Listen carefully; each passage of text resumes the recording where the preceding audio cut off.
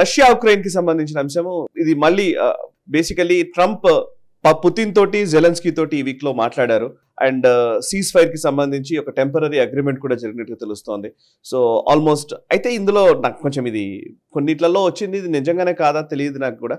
Putin Trump ని phone లో wait చేయించాడు అనేది, ఎక్కువసేపు వెయిట్ చేయించాడు అనేది, కొంతమంది ఏమో అదేం లేదు అని కూడా రాసిన వాళ్ళు ఉన్నారు కొన్ని న్యూస్ అవుట్లెట్స్ లో. బట్ అంటే కావాలని డీల్ కుదరకుండా చేసే ఒక ప్రయత్నం కూడా జరిగిందనేది ఒక ఆర్గ్యుమెంట్ వినిపిస్తోంది. సో సరే, రష్యా ఉక్రెయిన్ కి మధ్య ఏదైతే ట్రంప్ కోరుకున్న శాంతి అనేది స్థాపించడానికి మార్గం సుగమం అవుతోందా? మీరు ఎలా దీన్ని రీడ్ చేస్తారు? చాలా కాంప్లికేటెడ్ సిచ్యుయేషన్ అది. డొనాల్డ్ ట్రంప్ ఏంటంటే మల్టీలాటరలిజం ని ఆయన గౌరవించాడు. ఆయన ప్రతిదీ నేనే డీల్ చేస్తాను, బయలాటరల్ డీల్ చేస్తాను అని డిసైడ్ చేశాను.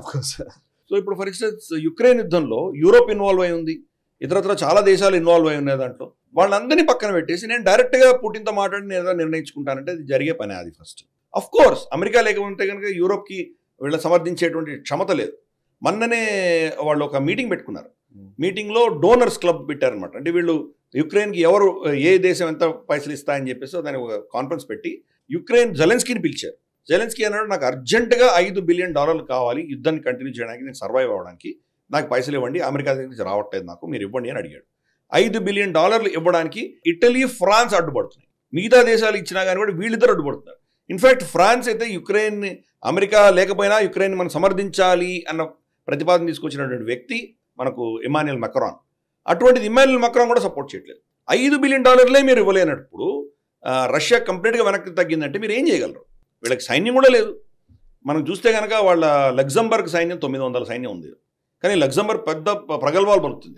రష్యాకి అయితే వ్యతిరేకంగా మనం అది చేయాలి, ఇది చేయాలంటారు వాళ్ళు. మనకు ఫిన్లాండ్, స్వీడన్ వాళ్ళ సైన్యాలు ఎంత ఉన్నాయి? జర్మనీలో ఎంత ఎక్విప్మెంట్ ఉంది? ఫ్రాన్స్లో ఎంత ఎక్విప్మెంట్ ఉంది?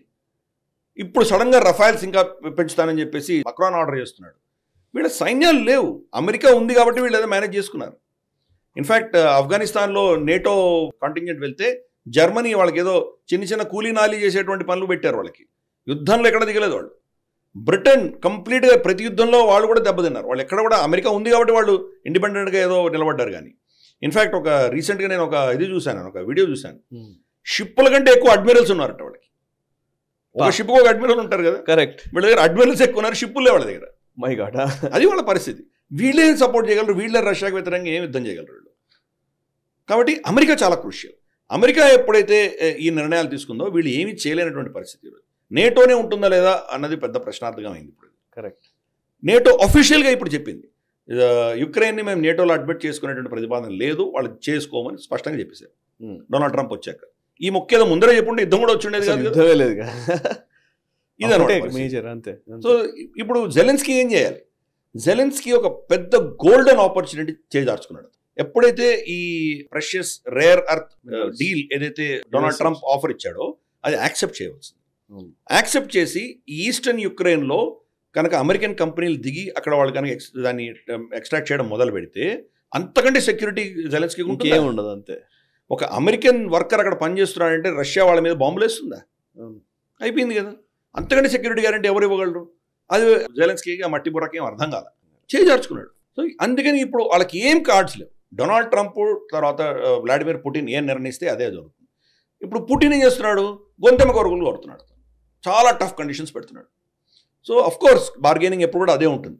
ఒక 2 రోజులు 3 రోజులు వీళ్ళు ఇంటెలిజెన్స్ షేరింగ్ ఆపేశారు. అమెరికా ఆపేయంగానే కంప్లీట్ కర్స్క్ రీజన్ నుంచి యుక్రెయిన్ సైనికుల్ని వాళ్ళు తరిమేశారు వాళ్ళు. కరెక్ట్. సో ఇది పరిస్థితి. ఆయన దగ్గర కార్డ్స్ ఏమున్నాయి?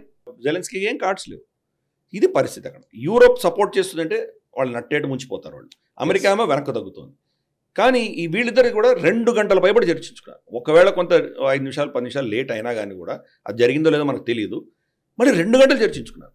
అంటే కమిటెడ్ వాళ్ళు.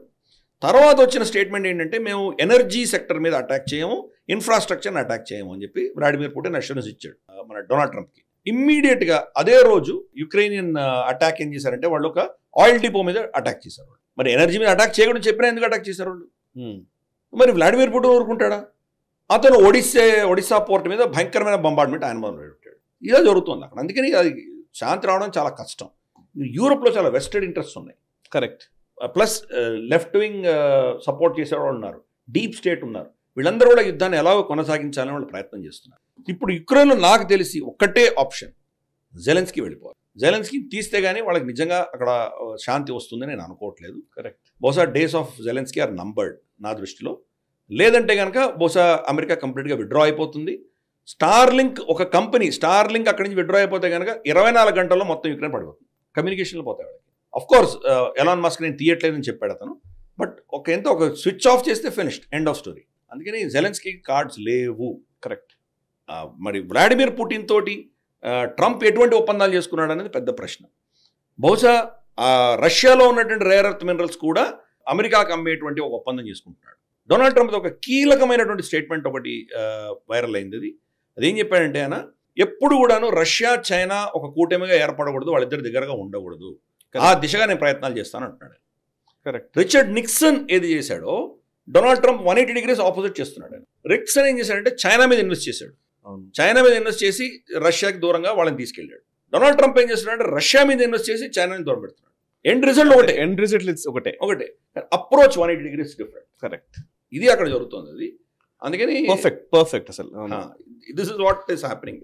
మామూలుగా ఏంటంటే న్యూస్ చెప్పుకుంటాం మనం, అది కాదు వెనకాల జరుగుతున్నటువంటి చరిత్రకు సంబంధించి ఇప్పుడు జరుగుతున్నటువంటిది ఏం జరగబోతోంది ఇది కొంత మనం విశ్లేషించుకోవాలి. కాబట్టి ఆ దృష్టిలో మనం దాన్ని ప్రజెంట్ చేస్తాం. పర్ఫెక్ట్. సూపర్.